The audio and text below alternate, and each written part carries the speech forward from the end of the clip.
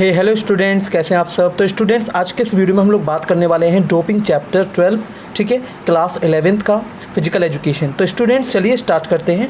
इसमें कुछ इंपॉर्टेंट जो पॉइंट्स हैं वो हम डिस्कस करेंगे, ठीक है। इंपॉर्टेंट पॉइंट्स की ही सीरीज़ चल रही है। इसमें पूरा चैप्टर हम नहीं समझ रहे हैं। इसमें जो इंपॉर्टेंट पॉइंट्स मुझे लगते हैं वो मैं आप लोगों को इसमें बताऊंगा, ठीक है। तो आज मैं 11 पॉइंट इसमें डिस्कस करूंगा और मुझे लगता है कि इसमें कुछ और पॉइंट्स बताने चाहिए, तो उसके लिए सेपरेट वीडियोस बना दूंगा मैं, ठीक है। तो ये एक बेहतरीन वीडियो साबित होगा अगर आप लोग इसको सपोर्ट करें और आप लोग अच्छे से समझने का प्रयास करें। तो चलिए स्टार्ट करते हैं।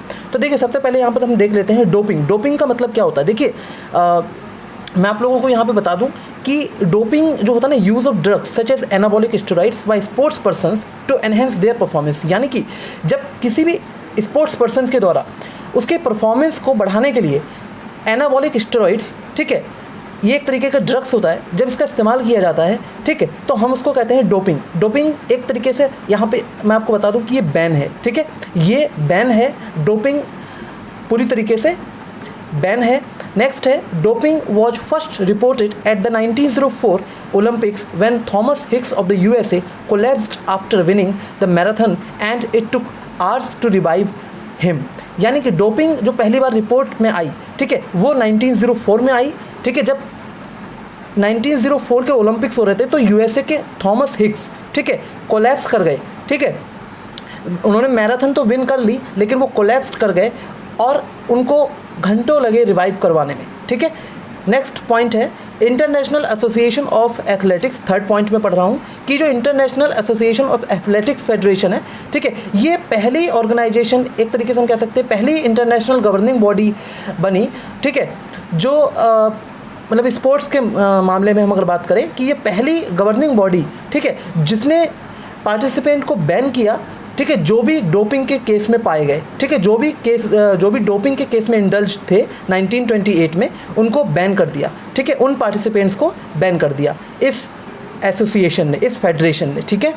नेक्स्ट है, however the use of anabolic steroids became wide spread in 1970s। 1970 में क्या हुआ, 1970 का जो समय चल रहा था, ठीक है, 1970s जो चल रहा था समय, तो इसमें एनाबॉलिक स्टेरॉइड्स का बहुत ज़्यादा इस्तेमाल होने लगा, ठीक है। The world anti doping agency, वाडा। देखिए, वर्ल्ड एंटी डोपिंग एजेंसी क्या है, ये जो भी डोपिंग होती है उसको मतलब रोकती है, उसको रोकने का काम करती है। तो वर्ल्ड एंटी डोपिंग एजेंसी जो है वो 1999 में बनी एक इनिशिएटिव के तहत, और ये इनिशिएटिव लिया गया था इंटरनेशनल ओलंपिक कमेटी के द्वारा, ताकि डोपिंग को रोका जा सके। ओके, नेक्स्ट हम 6 पॉइंट डिस्कस कर लेते हैं। Doping generally happens during the training period. देखिए, अगर डोपिंग होती है ना, तो वो ज़्यादातर कब होती है, ट्रेनिंग के पीरियड में होती है, ठीक है। ट्रेनिंग के समय मतलब ड्रग्स वगैरह जो लोग ले लेते हैं, ठीक है, जो स्पोर्ट्स पर्सन ले लेते हैं, ठीक है, जो भी मतलब मैं यहाँ पे ये कह रहा हूँ कि स्पोर्ट्स पर्सन ले लेते हैं, इसका मतलब ये नहीं कि सभी स्पोर्ट्स पर्सन लेते हैं।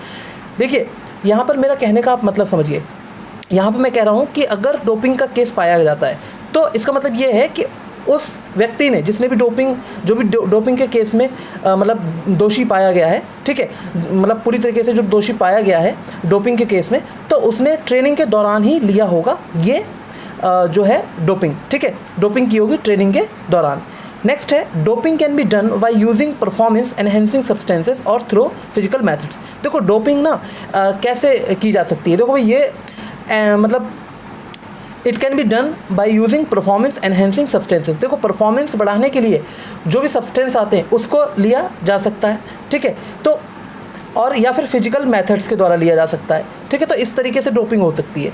नेक्स्ट है, performance enhancing substances like stimulants, anabolic steroids, HGH etcetera. देखो, यहाँ पे जो परफॉर्मेंस एनहेंसिंग सब्सटेंस है, जैसे स्टिमुलेंट्स हो गया, एनाबॉलिक स्टेरॉइड्स हो गए, ह्यूमन ग्रोथ हार्मोन्स हो गए एक्सेट्रा, तो ये जो हैं ये एनहेंसिंग सब्सटेंसेस है, परफॉर्मेंस एनहेंसिंग सब्सटेंसेस ये हैं कि जो परफॉर्मेंस को बढ़ा देते हैं। वो स्टिमुलेंट्स हो गया, एनाबॉलिक स्टेरॉइड्स हो गया और ह्यूमन ग्रोथ हार्मोन हो गया, ठीक है।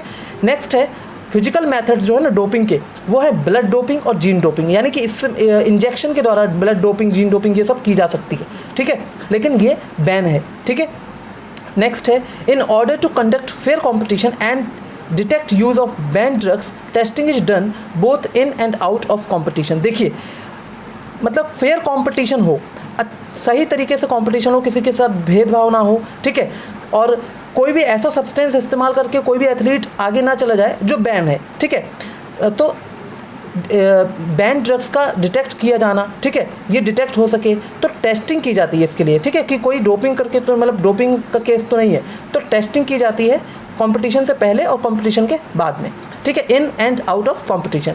नेक्स्ट है according to establish doping control procedure वाडा, ठीक है, एक एस्टेब्लिश्ड डोपिंग कंट्रोल प्रोसीजर है, ठीक है, वाडा के द्वारा, वर्ल्ड एंटी डोपिंग एजेंसी के द्वारा कुछ गाइडलाइंस है, कुछ प्रोसीजर है, ठीक है, जिसमें यूरिन सैंपल्स लिए जाते हैं एथलीट्स के ताकि टेस्ट किया जा सके कि डोपिंग तो नहीं की है, ठीक है। तो स्टूडेंट्स आई होप आप लोगों को ये वीडियो पसंद आया होगा और साथ में आप लोगों को बहुत सारी नॉलेज भी मिली होगी और ये जो चैप्टर है वो काफ़ी हद तक आपको क्लियर भी हुआ होगा, ठीक है, आप काफ़ी हद तक आपको समझ में आया होगा। तो स्टूडेंट्स अगर ये वीडियो आपको वैल्यूएबल लगा, इन्फॉर्मेटिव लगा, ठीक है, आपके काम आया है तो प्लीज़ लाइक कीजिए, शेयर कीजिए, कमेंट कीजिए, चैनल को सब्सक्राइब कीजिए और हाँ अपने दोस्तों के साथ ज़रूर इस चैनल के बारे में बात करें, उनको इस चैनल के बारे में बताएं ताकि वो भी इसका फ़ायदा ले सकें अगर वो फिजिकल एजुकेशन सब्जेक्ट पढ़ते हैं, ठीक है। मैं ये नहीं कह रहा कि सभी को आप शेयर कर दीजिए, उनको कीजिए जिनको ज़रूरत है, ठीक है। So thank you so much, thank you for watching the video, thank you.